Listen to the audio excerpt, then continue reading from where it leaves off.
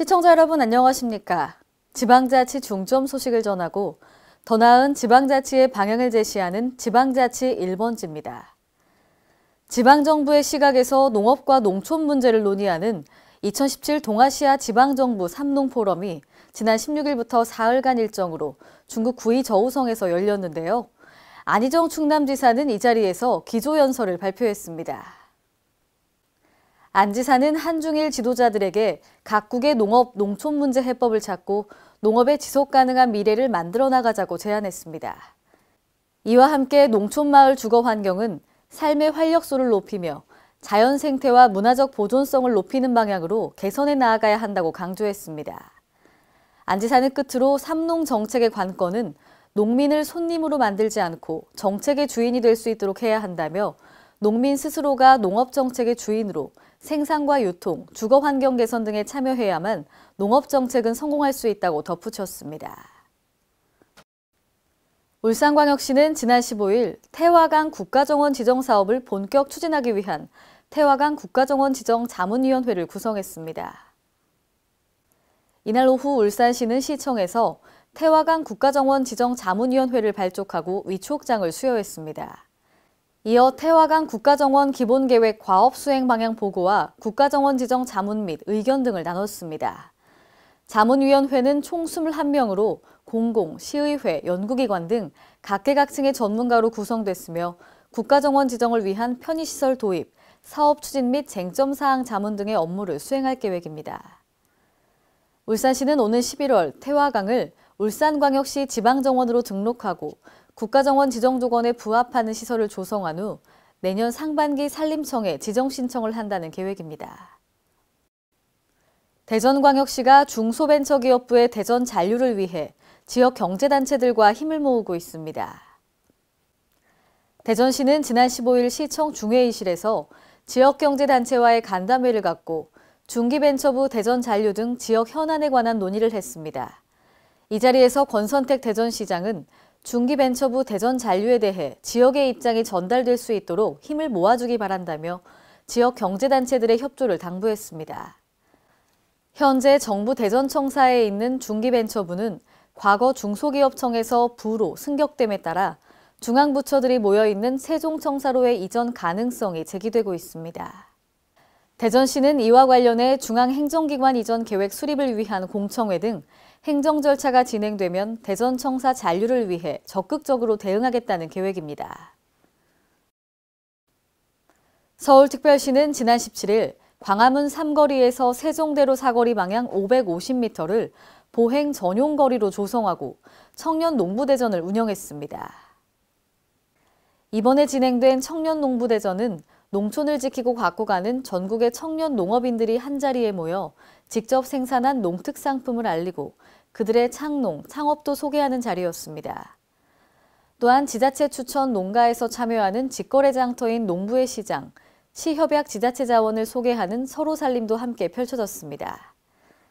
이날 행사에서는 건강한 먹거리에 대한 가치와 뜻을 지키고자 농사를 시작한 전국 40여 명의 청년 농부가 모여 직접 생산한 농산물과 가공품을 판매했습니다. 이와 더불어 전국의 청년 농부 지도가 전시됐으며 지역별 청년 농부 알림 부스와 청년 농업 상담 부스, 페이스북 라이브 방송, 농사직방도 생중계로 진행됐습니다.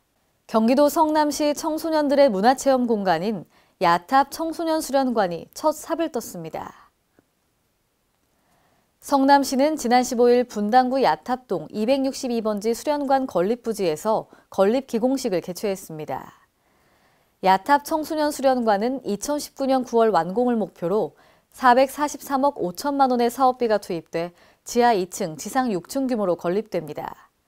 수영장과 체육관 등의 시설이 들어서며 한꺼번에 1,300여 명의 청소년과 지역 주민이 이용할 수 있습니다. 완공 후 청소년 활동 프로그램, 평생교육 강좌, 생활체육 프로그램 운영에 청소년들의 공간이자 지역 주민의 여가선용 공간으로 활용합니다. 전북 정읍시립박물관에 오는 26일부터 한일 고대 문물의 비교 전시를 총 4부로 구성해 선보입니다. 홍재희 기자입니다. 전북 정읍시립박물관에서는 이영만리 같은과 다름전을 열어 한일 문화와 문물을 비교할 수 있는 자리를 마련했습니다. 정읍시립박물관에서는 오늘 26일부터 구석기 시대부터 삼국 고운 시대에 이르는 한일 고대 문물의 비교 전시를 총 4부로 구성해 선보입니다. 정읍시와 나리타시는 비슷한 위도에 위치하고 있어 자연경관, 들판 풍경, 온도와 습도 등이 서로 닮아 있습니다. 두 도시는 이에 따라 우호결연 15주년을 기념 고대 문화를 전시 콘텐츠로 선정해 500점의 문물로 한일 문화를 비교합니다. 저희 정읍시립박물관에서는 정읍시하고 일본 나리타시 간의 우호결연 15주년을 기념하기 위해서 기획특별전을 마련하였습니다. 특별전은 총 4부로 구성하여서 각 시대별 그 문물을 비교 전시하여서 한국과 일본의 문화와 역사를 이해하고 공유할 수 있는 기회를 마련하였습니다. 제1부 전시는 돌을 만들어 도구를 만들다의 소재로 구석기 시대에 제작 사용된 타제석기와 후교석제석기를 전시합니다. 제2부 전시는 흙을 빚어 그릇을 만들다의 소재로 일본의 조문시대와 우리나라 신석기부터 청동기 시대에 해당하는 문물을 보여줍니다. 제3부 전시는 농경을 하고 영역을 구분하다의 소재로 일본의 야요이 시대에 해당하는 시대와 우리의 마한 시대를 비교합니다. 제4부 전시는 거대한 무덤을 만들고 나라를 표방하다의 소재로 한국의 삼국시대와 병행하는 일본의 고운 시대를 다룹니다. K랜 홍재입니다. 오늘의 단신 뉴스입니다. 실제와는 다른 수술 후기와 과장 광고로 소비자들을 현혹시킨 성형외과 등 병의원들이 공정거래위원회에 무더기로 적발돼 제재를 받았습니다. 공정위는 블로그에 거짓 수술 후기를 게재하거나 홈페이지에 수술 효과를 과장한 사진을 게시한 9개 병의원에 대해 시정명령 및 과징금을 부과했는데요. 이에 공정위는 시크릿, 페이스라인 등의 과징금을 부과하고 나머지 7개 곳에 대해서는 시정명령을 내렸습니다. 한편 과징금 부과 액수는 관련 매출액 자료를 검토한 뒤 결정할 예정입니다. 지난해 5월 청주의 한 미용업소에서 장애인에게 50만 원을 청구한 사건으로 국민적 공분을 산 사건이 있었죠. 보건복지부는 일부 미용업소의 바가지 요금 근절을 위한 대책으로 이용자가 지불할 최종 가격을 알려주는 방안을 의무화하는 공중위생관리법 시행규칙을 지난 15일 개정, 공포하고 2개월 후인 11월 16일부터 시행한다고 밝혔습니다. 개정안에 따르면 3가지 이상의 미용 서비스를 제공하는 경우에는 최종 지불 가격과 전체 서비스의 총액 내역서를 기재해 이용자에게 미리 알려야 합니다. 해당 내역을 미리 제공하지 않은 경우 1차 위반 시는 경고지만 2차 위반 시부터는 영업정지 5일 등 행정처분의 대상이 됩니다. 이상으로 지방자치 1번지를 마칩니다. 시청해주신 여러분 고맙습니다.